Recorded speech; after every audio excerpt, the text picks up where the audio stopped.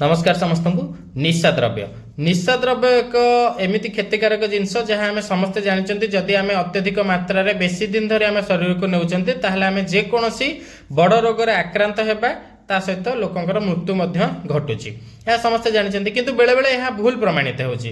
केतेबेले भूल प्रमाणित होची कारण एमिति किसी लोकंकर मत आसुची एमिति किसी लोक मध्य अछंती जार उदाहरण से माने देउछंती से बहुत दिन धरि निशा द्रव्य ग्रहण करूछंती, सिगरेट टाणुछंती, बीड़ी टाणुछंती बा मद पिउछंती किंतु एपर्यंत सेमानंकु कोनोसी रोग होई नाही बा सेमाने कोनोसी रोग रे आक्रांत होई नांती।